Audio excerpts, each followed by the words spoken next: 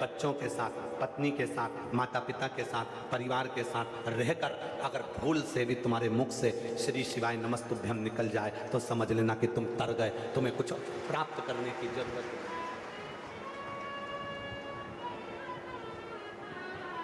कुछ नहीं।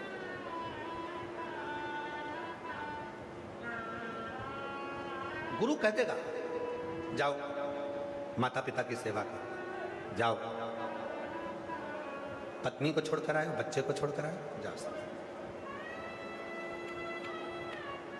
अभी तुम भजो। आज हो क्या रिया है? हो सकता है कि हमारी बात का सब लोगों को बुरा लग जाए। आज के ज़माने में हो क्या रहा है? आज के ज़माने में केवल हो इतना ही रहा है। पहले के समय में आप लोग तो समझदार हैं, हरियाणा में निवास करते हैं और पूरा विश्व इस कथा को सुन रहा है। आप सब बहुत विद्वान हैं। ईमानदारी से बोलना, जितने हरियाणा के लोग यहाँ बैठे हैं गरुड़ा की पवित्र धरा पर, जितने हरियाणा के लोग कथा को श्रवण कर रहे हैं और जितने देश विदेश में बैठकर भक्त कथा को सुन रहे हैं, ईमानदारी से बोलना, आम का पेड़, आम का बगीचा, आम का वृक्ष, कच्चा आम, हरा आम, अगर अपने आप वो हरा आम, कच्चा आम अपने आप जमीन पर नहीं गिरता, उसको झड़ाना पड़ता है, डंडे से गिराना पड़ता है या आपस में घर्षण होगा तो गिरेगा। पर जो आम पक गया, पीला पड़ गया, एकदम पक गया, कच्चा आम, उसको गिराना पड़ेगा। कच्चा आम खाओगे तो खट्टा लगेगा, कच्चा आम पेड़ से गिरेगा तो उसके साथ डंडी लगी होगी। पर पका आम पीला पड़ गया, उसका रंग चेंज हो गया, गिरेगा तो डंडी उसके साथ नहीं होगी, गिरेगा, जो खाएगा वो मीठा होगा। आज के समय में इतने सारे लोग घर छोड़ छोड़कर ना जाने किस किस की शरणागति में चले जाते हैं और कहते हैं हम उनके चले, अब तो हम उनके चले, अब हमने घर छोड़ दिया। अरे भैया, जिस अवस्था में तुम घर छोड़कर आए हो जरा सी लॉलीपॉप के चक्कर में, तुम वो कच्चे आम हो जिसके साथ डंडी वासना की भी लगी है और आसक्ति की भी लगी है, और तुम वो खट्टे आम हो। पका हुआ आम अपने आप गिरता है, कलर भी चेंज होता है और मीठा भी रहता है।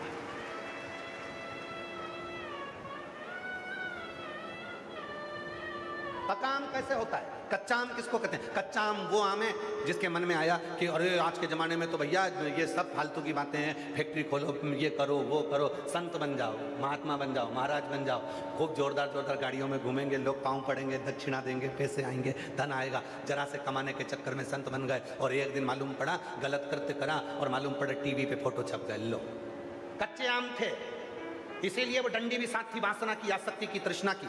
कच्चे आम थे इसलिए खट्टे भी थे।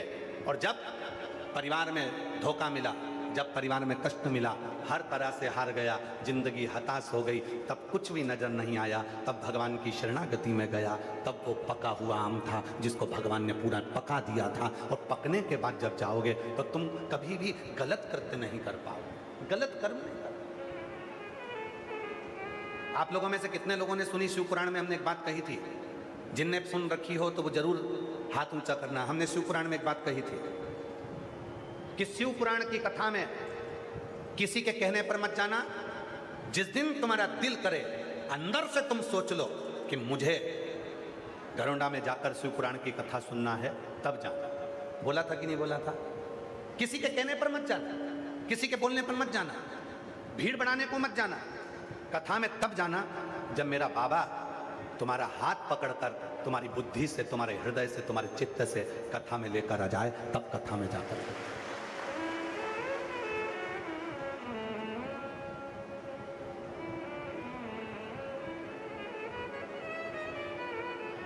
आज ये कथा गरुड़ा की भूमि पर सफल क्यों हो रही है? ये कथा के पहले जो हुआ वो अपनी जगह पर है, पर कथा आज सफल क्यों हो रही है?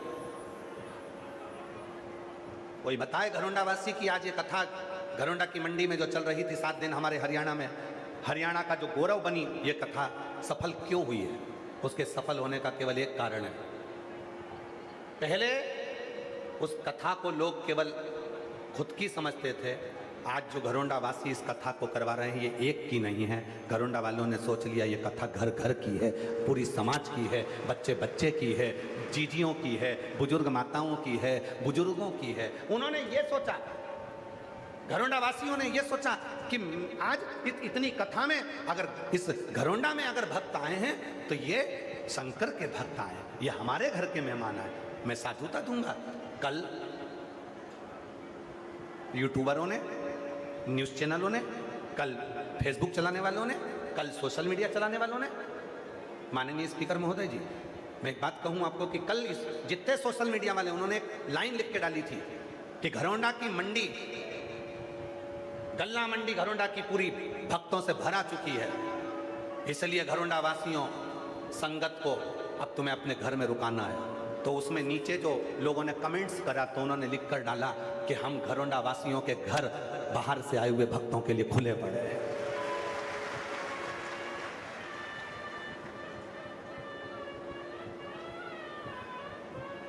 ये घरोंडा वासियों के घर आए हुए संगत के लिए, आई हुई मेहमानों के लिए, आई हुई संगत के लिए खुले पड़े, पलक पावड़े बिछा दिए घरोंडा वालों।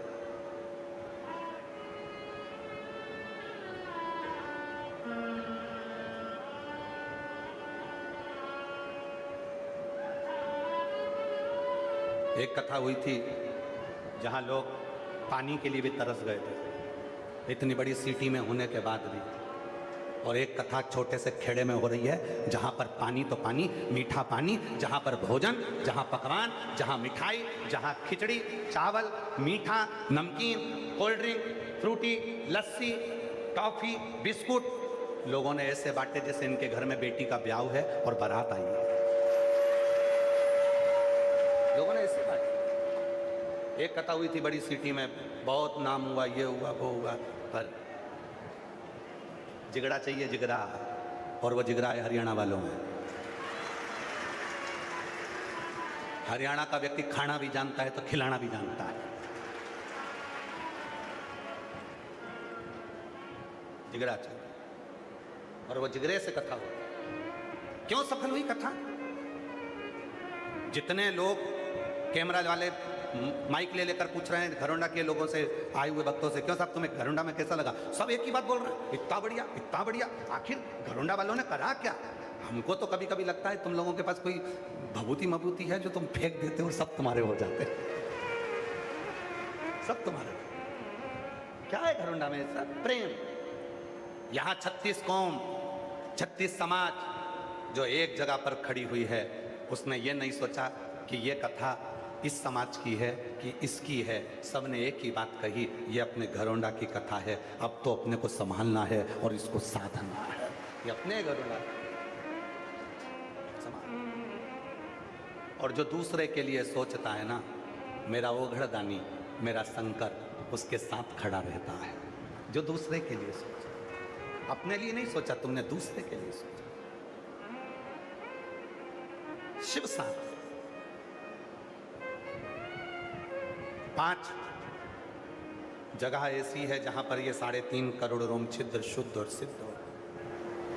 पहले नंबर पर माँ, दूसरे नंबर पर पिता, तीसरे नंबर पर जिससे आपका स्नेह है, और चौथे नंबर पर सदगुरु, गुरु। और गुरु वो जो पहचाने अपने शिष्य को। आज के जमाने में एक होड़ लगी हुई है, अभी गुरु पूर्णिमा आएगी तो होड़ लग जाएगी, गुरु दीक्षा लो, गुरु दीक्षा लो, गुरु मंत्र। गुरु फिरे बाजार में हमसे दीक्षा लो, नरक पड़ो चाहे स्वर्ग जाओ, पर लिफाफा हम ही को दे। आज के ज़माने में गुरुओं की होड़ लगी हुई है। हमारे इतने चेले, हमारे इतने शिष्य, हमारे इतने फॉलोअर, हमारे इतने चाहने वाले, आज के ज़माने में होड़ लगी।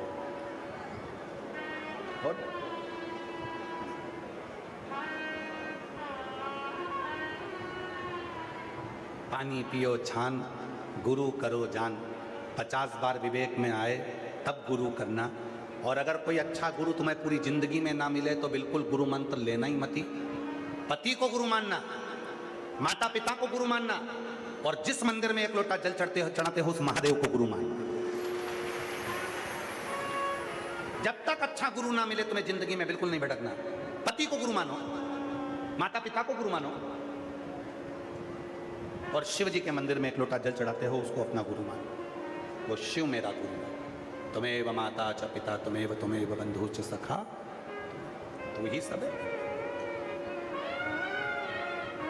तुझ में ही सब समाया है। तुझ में रब दिखता है यारा, मैं क्या करूं, सब उसी में दिखता है, कहां भटकोगे। चौथे नंबर पर है गुरु, जिसके पास में जाना, और सदगुरु के पास अगर जाओ तो गुरु के पास जाओ तो कभी मत कहना कि गुरुजी मुझे ये दुख है। कोई शंकर का भक्त मिल जाए, कोई सदगुरु मिल जाए, तो वहां तो बस केवल एक बार इशारा करो कि गुरुजी हमको कैसे भी देख लें। बस सच्चा गुरु, सच्चा भक्त शंकर का यदि एक बार भी देख ले तो कहने की जरूरत नहीं पड़ती, वो अपनी निगाहों से सब कुछ दे जाता है।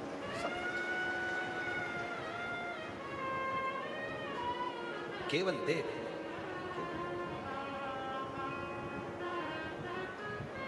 हमने देखा है कई लोगों को बहुत भीड़ रहती है, हम देख नहीं पाते, कई बार तो वो लोग चिल्ला देते हैं हर हर,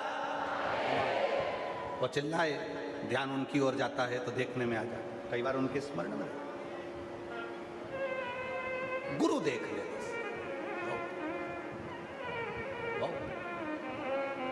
सच्चा गुरु मिले, उसकी शरणागति में बैठकर भी मंत्र का जब किया जाता है तो वो भी 3.5 करोड़ रोम छिद्रों को शुद्ध और सिद्ध कर देता है। अब 5वें नंबर पर है, 4 तो ये हो गए माता पिता स्नेही और गुरु।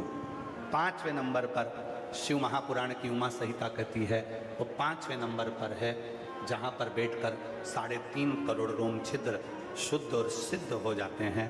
वो है पंचवृक्ष। कितने वृक्ष? पंच।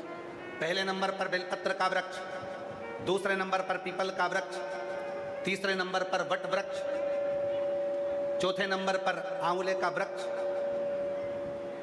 और 5वें नंबर पर महाराज 5वें नंबर पर शमी का वृक्ष। ये पंच वृक्ष ऐसे हैं जिन वृक्ष के नीचे बैठकर यदि एक बार भी मुख से शिव का नाम निकल जाता है तो 3.5 करोड़ रोम छिद्र शुद्ध हो जाते हैं, सिद्ध। कभी सीहोर आए तो कुबरेश्वर धाम पर जब आप कंकर शंकर की पूजन करते हैं, रुद्राक्ष लेते हैं, वहीं पर मंदिर के प्रांगण के ठीक पीछे जो बड़ा शेड बना है उसके ठीक पीछे की ओर प्राचीन 400 साल 450 500 साल पुराना बट वृक्ष, बड़ का पेड़। जब हम सीहोर रहते हैं तो उस बट वृक्ष के नीचे बैठकर कुछ देर बाबा का स्मरण करें। 2 जगह पर हमारा बैठना होता है, वो बट वृक्ष के नीचे, दूसरा जो अंदर पुराना भगवान कुबरेश्वर बाबा का जो शिवलिंग है, जिसके ऊपर बड़ा शिवलिंग बना दिया गया है। अब जगह उसमें अंदर जाने की बहुत छोटी है, इसलिए उसमें अंदर जाने नहीं देते। उसकी जगह एक सामने पत्थर का मंदिर बन रहा है, बड़ा, उसमें दूसरी प्रतिष्ठा का, पर जो कुबरेश्वर बाबा का जो छतरी है वो अंदर रह गए भूमि, जहाँ जगह छोटी होने के। अब हमको मालूम नहीं था कि इतना भक्त लोग पहुँचेगा, तो पहले छोटा सा बना दिया, अब वो छोटी जगह। पंचवृक्ष 5वें नंबर पर आता है। किसी भी एक वृक्ष के नीचे भी बैठकर यदि आप एक बार भी मुख से भगवान का नाम ले रहे हो तो तुम्हारे 3.5 करोड़ रोम छिद्र शुद्ध सिद्ध। जब सीहोर आए, जब काशी जाएं, उज्जैनी जाएं, प्रयाग जाएं, ब्रज जाएं, अयोध्या जाएं, किसी भी तीर्थ में जब आप जाएं तो वहाँ का जो प्रसिद्ध वृक्ष होता है, उस वृक्ष के नीचे कुछ देर बैठकर यदि हम एक बार भी भगवान का नाम लेते हैं तो हमारे 3.5 करोड़ रोम छिद्र शुद्ध और सिद्ध हो जाते हैं और हमारे जीवन की सार्थकता से। जब आप कुबरेश्वर धाम पर आए, उज्जैनी जाएं तो सिद्धबट पर जाएं, प्रयागराज जाएं तो सिद्धबट पर जाएं, जब किसी पवित्र वृक्ष के नीचे बैठकर जब हम मंत्र का उच्चारण करते हैं, मौन होकर 2 क्षण के लिए बैठकर उसको स्मरण करते हैं, तो उसका फल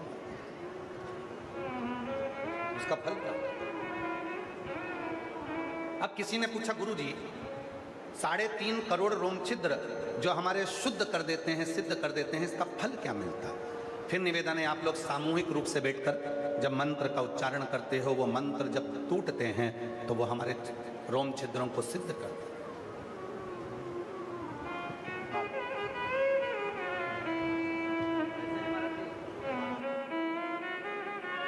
कोई जाए जो काशी में मेरा पैगाम ले जाना, कोई जाए जो काशी में मेरा पैगाम ले जाना। जब आप कोई तीर्थ में जाएं, किसी तीर्थ में पहुंचे और वहां पर कोई पवित्र वृक्ष हो, उसके नीचे जरूर बैठो। कुछ क्यों इतना महत्व है कि शिव महापुराण की कथा में जाओ तो वहां की मिट्टी को, शिव महापुराण की रज को अपने शरीर से लगाओ, अपने मस्तक पर। क्यों? घरोंडा में इतने शंकर के भक्त कभी नहीं आएंगे। ये शंकर के जो भक्त आए हैं, ये विश्वास लेकर आए, इनके मुख से मंत्र निकला है। जब ये लाखों भक्त एक साथ मंत्र का उच्चारण करते हैं, जैसे माननीय स्पीकर महोदय जी ने पहले दिन अपने उद्बोधन में कहा था कि ये घरोंडा घरोंडा नहीं रहा, अब घरोंडा धाम बन गया। अब घरोंडा नहीं रहा, घरोंडा धाम बन गया। माननीय स्पीकर महोदय जी जब इस बात को बोले तो उसमें मन, इतने सारे शिव भक्त जब आए हैं, मंत्र पढ़ते हैं, जप करते हैं, बैठते हैं, पूजन करते हैं, नाचते हैं, गाते हैं, रात को भी भजन कर रहे हैं, दिन में भी भजन कर रहे हैं, तो यहाँ की जो मिट्टी है, यहाँ की जो रज है, यहाँ की जो भूमि है, वो भूमि, वो रज साधारण नहीं होती, वो हमारे जीवन का कल्याण करने वाली हो जाती है, हमें सिद्धता देने वाली। क्यों जाते हो तीर्थ? किस लिए जाते हो तीर्थ में? प्रयाग काय के लिए जाते हो? हरिद्वार काय के लिए जाते हो? केदार काय के लिए जाते हो? बद्रीनाथ काय के लिए जाते हो? द्वारका काय के लिए जाते हो? जगन्नाथ काय के लिए जाते हो? वहां क्या क्या करने जाते हो? वहां इतने सारे भक्त आते हैं, उनके चरण की रज अपने शरीर को छुएगी तो मेरी जिंदगी के सारे पाप समाप्त हो जाएंगे, सारे दुख मिट जाएंगे, सारे मेरे कष्ट मिट। चरण की रज मिले और वो रज ही मूल है, रज ही तो मूल है। भागवत जी किस किसने सुनी है? हाथ उठाओ जिन्होंने भागवत सुनी है। सबने सुनी है? भागवत सुनी होगी तो उसमें एक प्रसंग आता है, भगवान ने मिट्टी खाई। सुनी है कि नहीं सुनी? भगवान कृष्ण ने मिट्टी खाई, ये तो सबने सुना, पर श्रीमद् भागवत सुबोधनी में वर्णन आता है कि भगवान मिट्टी क्यों खाए, क्यों खाए, किस लिए खाई? कभी विचार करा कि भगवान ने मिट्टी क्यों खाई? श्रीमद् भागवत में स्मरण करो कि भगवान कृष्ण को क्या जरूरत पड़ गई थी जो उन्होंने अपनी ही चरण की रज उठाकर खा ली, अपने ही पांव की मिट्टी खुद ने खा ली। उसका कारण केवल एक था, एक था। पूतना आई थी, सारे ब्रज के बच्चों को दूध पिलाती पिलाती सबके प्राण हरती हरती आई थी, और सारे ब्रज के जितने बच्चे पूतना के विष से मरे थे, उनके प्राण पूतना के स्तन में भरे थे। जब पूतना भगवान के पास गई और भगवान ने जब उसका स्तन पान किया, दूध पिया, तो सारे ब्रजवासी जो अंदर बच्चे जो मरकर उनके प्राण अंदर फंसे थे स्तन में, उसको भगवान ने खींच लिया। दूध पीने के बहाने भगवान ने खींचा और अपने पेट में उन जीवों को सभी का कल्याण करने के लिए अपने उदर में रख लिया। उदर में रखा। भगवान ने विचार करा, जब मैं गऊ में चराऊंगा, गाय को चराने के लिए जाऊंगा, गाय आगे आगे चलेगी, मैं पीछे पीछे चलूंगा, पर बात जब वापिस आएंगे फिर गाय आगे चलेगी, जब गाय आगे चलेगी तो मेरे चरण की रज उड़ेगी, उड़ेगी तो वृक्षों पर जाएगी, पक्षियों पर जाएगी, मनुष्यों पर जाएगी, इनका कल्याण मेरी रज लगने से हो जाएगा। पर जो ये मेरे पेट में जो पूतना के शरीर से मैंने निकाले हैं, इनका उद्धार कैसे होगा? तो भगवान ने अपने ही चरण की रज अंदर मुख में रखकर खा लिया और अंदर बैठे हुए जीवों का कल्याण कर दिया। भीतर बैठे हुए अपने स्नेहियों का, प्रेमियों का भगवान कल्याण रज को खाया। सबने कथा में सुना भगवान ने मिट्टी खाई, रज खाई, पर क्यों खाई? वो भी तो स्मरण होना चाहिए कि अंदर जो पूतना के शरीर से, पूतना ने जो विष पिलाया था, गांव के बच्चों को जो विष पिलाया था, जो मर चुके थे, उसके स्तन में थे, उसको खींच लिया था भगवान, अपने उदर में रख लिया था और उनका कल्याण अपने ही चरण की रज से खा कर कर। आज इतने सारे शिव भक्त घरोंडा की मंडी के, इस अनाज मंडी के अंतर्गत घरोंडा में आए हुए हैं, खेड़े में आए हुए हैं। इतने भक्त जब भगवान का भजन करते हैं तो वहाँ की मिट्टी भी, वहाँ की रज भी कल्याण करने लगती है। कल्याण। फिर भले दुनिया के लोग तुम्हारी हंसी उड़ाएं, तुम्हें ताना कसें, तुम्हें अपशब्द कहें, वो अपनी जगह पर, वो तो दुनिया की रीति है। तुम ये मत सोचना कि लोग तुम्हें अपशब्द, तुम मिट्टी लेकर मस्तक से भी लगाओगे तो दुनिया लोग ताना देंगे। दुनिया का तो काम है, उनको तो केवल अपनी एक उंगली उठाना है और वो ये नहीं सोचते कि ये 3 उंगली अपनी ओर जा रही है। तू अंदर झांक कर देख कि तू कैसा है। किसी के ऊपर एक कमेंट्स करने से पहले, किसी के ऊपर एक उंगली उठाने से पहले अपने अंदर झांक कर देख। उसमें एक गलती होगी तो तुझमें 3 गलतियां, वो 3 उंगली तेरी साइड जा रही है। अपने अंदर झांक कि तू कैसा। बहुत सारे मिलेंगे जिंदगी में, ये पूरा जीवन निकल जाना ऐसी कमेंट्स में, ऐसी लोगों। दुनिया की रीति है, वो बिना बोले नहीं रह सकते, क्योंकि दुनिया के लोगों को मालूम है पत्थर कभी भी बमूल के पेड़ पर नहीं मारा जाता, पत्थर कभी भी कांटों के पेड़ पर नहीं मारा जाता, पत्थर हमेशा फल वाले पेड़ पर ही मारा जाता है। जिसमें फल होता है लोग उंगली उसी पर उठाते हैं। तुम्हें फल ही नहीं है। अगर कोई तुम पर ताना नहीं दे रहा, कोई तुम पर कमेंट्स नहीं कर रहा, कोई तुम्हें अपशब्द नहीं कर रहा, तो समझ लेना तुम्हें फल मल नहीं है। जो फलित है, जो फलवान है, उस पर लोग ताना देंगे, उसको लोग अपशब्द कहेंगे, उस पर लोग कमेंट्स करेंगे, दिन रात गाली देंगे, दिन रात अपशब्द कहेंगे, दिन रात। उठाओ, ज्यादा दूर मत जाओ, दिल्ली चले जाओ, भारत के माननीय प्रधानमंत्री जी को देखिए।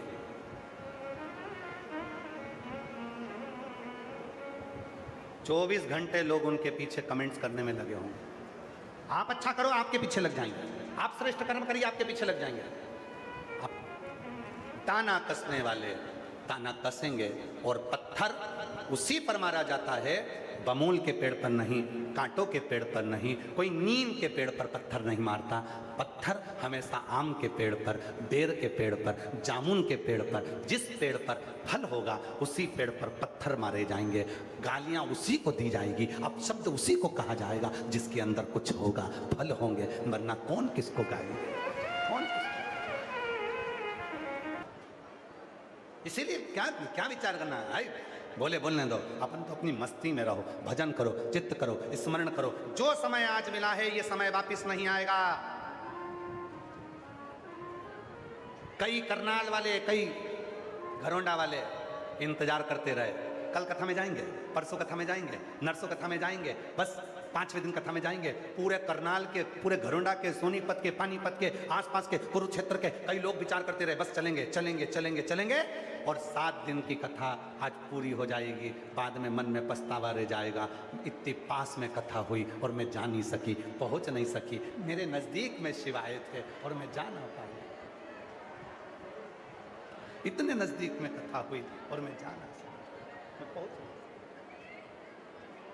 और मेरे भोले तेरा सहारा है, मेरे भोले तेरा सहारा है, मेरी नैया का तू किनारा है, मेरी नैया का तू किनारा है, मेरे बाबा तुझे पुकारा है, मेरे बाबा तुझे पुकारा है, मेरी नैया का का तू किनारा है, मेरी नैया का तू किनारा है। एक विश्वास, एक भरोसा, एक दृढ़ता जब आई मन में तो शिव सामने। एक पत्र है, अच्छा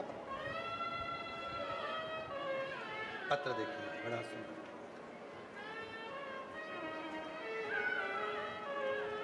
पत्र देखिए।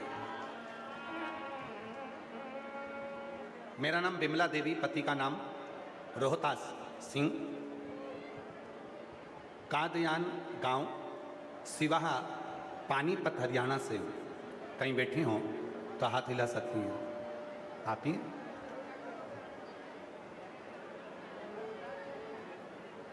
पानीपत, हरियाणा से हूँ। मेरा फ़ोन नंबर ही है। भोले बाबा की कृपा का मैं क्या बखान करूं गुरुजी।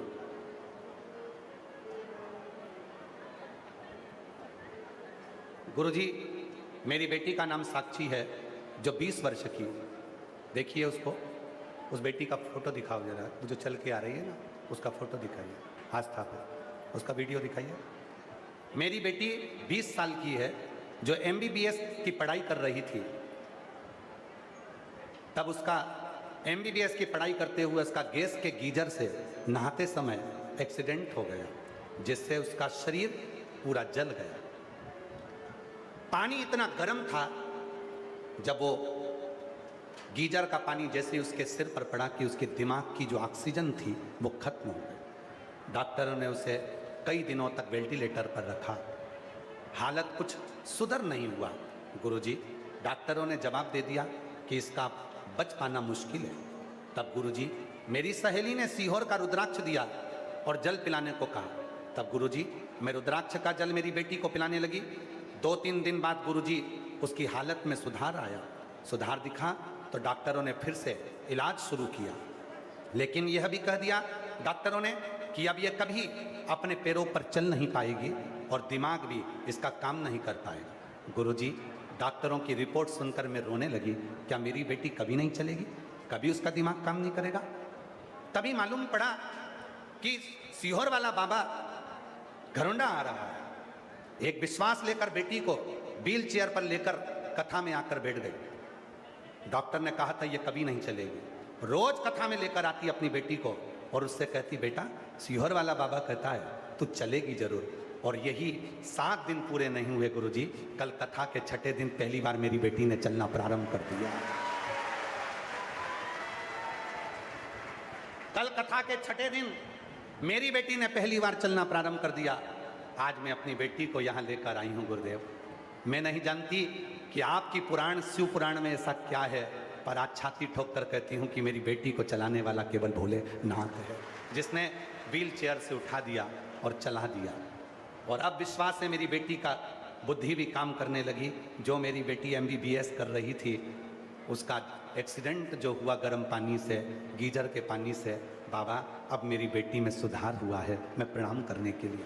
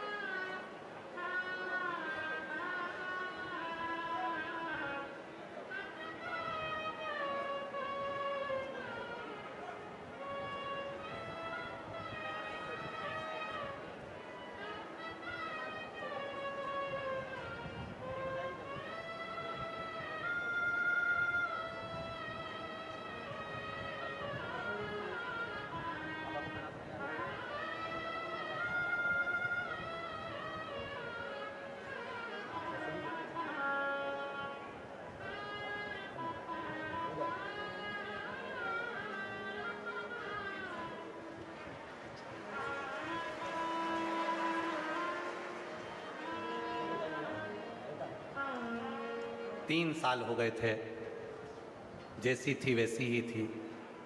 कथा में विश्वास के साथ आई थी कि अब चलाएगा तो भोलेनाथ चलाएगा, और 6ठे दिन की कथा में चलने लगी और 7वें दिन की कथा में स्टेज पर आ गई। जोरदार ताली बजाइए बाबा की। ऐसे दयालुनाथ से रिश्ता बनाइए, ऐसे दयालुनाथ से रिश्ता बनाइए, मिलता रहेगा आपको जो कुछ भी चाहिए, मिलता रहेगा आपको जो कुछ भी चाहिए। ऐसा करिश्मा होगा जो हुआ कभी नहीं, ऐसा करिश्मा होगा जो हुआ कभी नहीं। मांगा है भोलेनाथ से वरदान लेके। बोलो बोलो, मांगा है भोलेनाथ से आवाज आना चाहिए। मांगा है वरदान, तेरी कृपा बनी रहे जब तक है जिंदगी, तेरी कृपा बनी रहे जब तक